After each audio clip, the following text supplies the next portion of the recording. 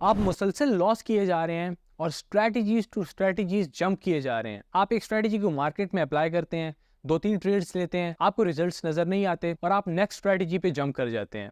अगर तो आप ये सब कुछ कर रहे हैं तो मैं आपको एक बात बहुत क्लियरली बता दूं कि आप कभी भी एक सक्सेसफुल ट्रेडर नहीं बन सकेंगे, क्योंकि सक्सेसफुल होने के लिए आपको कंसिस्टेंसी चाहिए, आपको एक प्रॉपर माइंडसेट चाहिए और आपको एक बैक टेस्टेड स्ट्रैटेजी चाहिए। और अगर तो आप ऐसी स्ट्रैटेजीज पे वर्क कर रहे हैं जो कि मार्केट में सही से प्ले आउट नहीं होती या जिनके रिजल्ट्स कंसिस्टेंट नहीं है, तो आप हमेशा लॉस करते रहेंगे। आज की वीडियो में मैं आपको एक ऐसा पैटर्न बताऊंगा जो कि देखने में तो काफ़ी आसान है, लेकिन अगर आप उसको सही से ट्रेड करना सीख लें तो यकीनन आप एक कंसिस्टेंटली प्रॉफिटेबल ट्रेडर बन सकते हैं। तो वक्त ज़ाया किए बगैर वीडियो स्टार्ट करते हैं। जिस पैटर्न की मैं बात कर रहा हूँ वो है डबल बॉटम पैटर्न और डबल टॉप पैटर्न। अब इसका स्ट्रक्चर क्या होता है, क्या क्या आपने इसमें देखना होता है, इसको ट्रेड किस तरह से करना है, ये सारा कुछ हम अभी स्क्रीन पे देखते हैं। सबसे पहले आप ये समझें कि जो डबल बॉटम पैटर्न है ये फॉर्म किस तरह से होता है। तो आपके पास एक सपोर्ट एरिया होता है जिसको प्राइस जो है टेस्ट करती है। कुछ इस तरह से प्राइस गई, प्राइस ने उस लेवल को टेस्ट किया और बाउंस कर गई। अब बाउंस करने के बाद प्राइस दोबारा वहाँ से रिजेक्ट होती है एक रेजिस्टेंस से और नीचे आ जाती है और उसी सपोर्ट एरिया से दोबारा बाउंस करती है। अब इस सपोर्ट एरिया से बाउंस करने के बाद प्राइस ने जो रेजिस्टेंस फॉर्म कर दी थी उस रेजिस्टेंस को ब्रेक कर देगी और ब्रेक करते हुए पुल बैक लेगी और पुल बैक लेने के बाद प्राइस अपना अप ट्रेंड जो है वो कंटिन्यू रखेगी। मैं आपको इसको एक्सप्लेन कर देता हूँ। आप यहाँ पे देखें प्राइस आई डाउन ट्रेंड में है, प्राइस ने एक सपोर्ट एरिया फॉर्म किया और सपोर्ट एरिया से बाउंस कर गई। सपोर्ट एरिया से बाउंस करने के बाद एक रेजिस्टेंस एरिया से प्राइस रिजेक्ट हो गई और दोबारा उसी पर्टिकुलर सपोर्ट एरिया से बाउंस लिया प्राइस ने।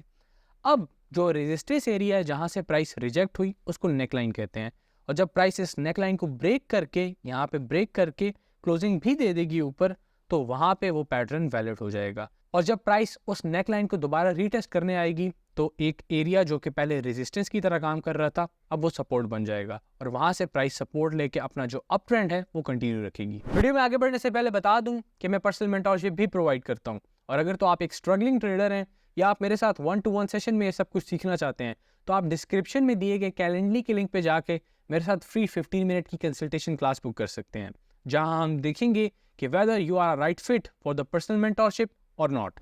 सिमिलरली अगर मैं डबल टॉप की बात करूं तो नाम से वाज़ेह है कि यहाँ पे प्राइस एक रेजिस्टेंस एरिया फॉर्म कर जाती है और उस रेजिस्टेंस एरिया को टेस्ट करती है। प्राइस गई, रेजिस्टेंस एरिया को टेस्ट किया, नीचे आई, एक सपोर्ट एरिया से बाउंस कर गई। अब जिस सपोर्ट एरिया से बाउंस करेगी उसको हम नेकलाइन बोलेंगे डबल टॉप के केस में। प्राइस ने दोबारा उसी रेजिस्टेंस एरिया को टेस्ट किया और नीचे आ गई। अब इस नेकलाइन को जब ब्रेक करेगी तो हमारा जो पैटर्न है वो वैलिड हो जाएगा और उसके बाद कैंडल क्लोज जब कर देगी और दोबारा रीटेस्ट करने जाएगी, वहाँ पे double top properly play out होता है। अब यहाँ पे प्राइस जाएगी, इस नेकलाइन को रीटेस्ट करेगी और अपना जो डाउन ट्रेंड है वो कंटिन्यू रखेगी। यहाँ पे आप देखें तो ये नेकलाइन जो कि हमारे पास सपोर्ट की तरह काम कर रही थी, ब्रेक हो जाने के बाद हमारे पास एज अ रेजिस्टेंस काम कर रही है। यहाँ पे एक और चीज़ आपको पता होना चाहिए कि रीटेस्ट करना ज़रूरी नहीं है। इन पर्टिकुलर पैटर्न्स के केस में 70% of the times price retest करती है, लेकिन कभी कभी रीटेस्ट नहीं भी करती है। तो इसमें अब ट्रेडर्स की टाइप आती हैं, कोई डायरेक्ट ब्रेक डाउन पे ट्रेड करते हैं, कोई रीटेस्ट पे ट्रेड करते हैं। अब आपकी पर्सनैलिटी पे डिपेंड करता है कि आपकी रिस्क टॉलरेंस कितनी है। ये सब कुछ आपको एक्सपीरियंस के साथ समझ आ जाएगा, लेकिन अगर आप अभी बिगिनर हैं तो मेरा आपको मशवरा यही है कि आप रीटेस्ट स्ट्रेटजी को लेके चलें। यानी जो प्राइस है उसने ब्रेक डाउन दिया, ब्रेक डाउन करने के बाद रीटेस्ट किया और रीटेस्ट करने के बाद अपना जो डाउन ट्रेंड है वो कंटिन्यू रखा।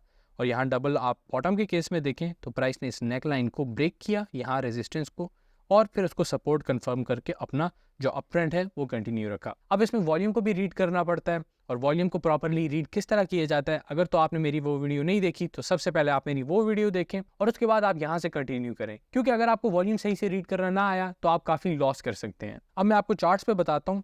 डेली टाइम फ्रेम पे हैं हम इस वक्त बिटकॉइन के, और इस पर्टिकुलर लेवल पे डबल टॉप की फॉर्मेशन हुई थी यहाँ पे।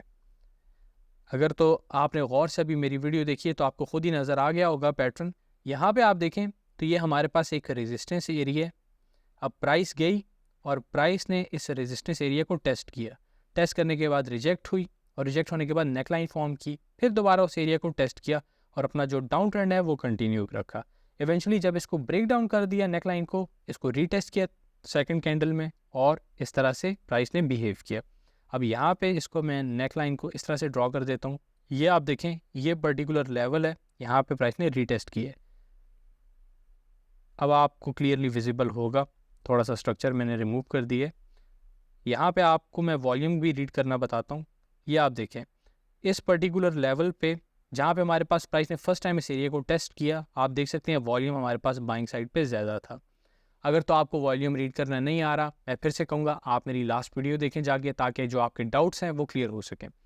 प्राइस रिजेक्ट हुई, वहाँ से सपोर्ट एरिया फॉर्म किया और इस नेकलाइन से दोबारा बाउंस हो गई। जब दोबारा प्राइस इस रेजिस्टेंस एरिया को टेस्ट करने आई तो यहाँ पे आप देखें वॉल्यूम मिसिंग था, यानी फर्स्ट टाइम हमारे पास बायर्स मौजूद थे, लेकिन सेकंड टाइम प्राइस उसी रेजिस्टेंस को जब टेस्ट करने गई तो हमारे पास वॉल्यूम मौजूद नहीं था बाइंग साइड पे, यानी बायर्स मौजूद नहीं थे, इसलिए वो रेजिस्टेंस एरिया को टेस्ट करने की एक वीक ड्राइव थी और प्राइस वहाँ से रिजेक्ट हो गई।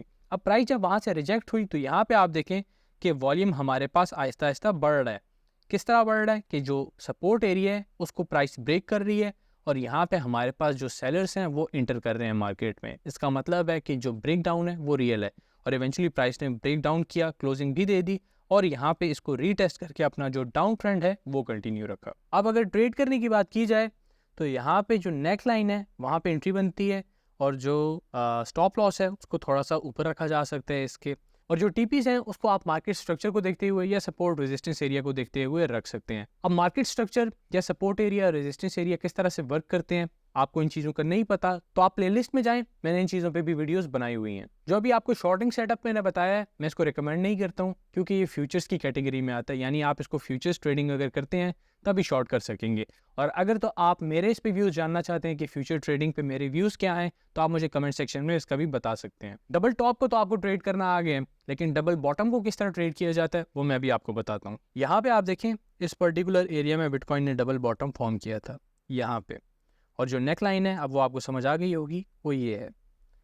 अब एक चीज़ समझने वाली है इसमें कि यहाँ इस पर्टिकुलर लेवल पे हमारे पास कैंडल ने क्लोज नहीं दिया बल्कि सिर्फ एक विक को टच दिया है।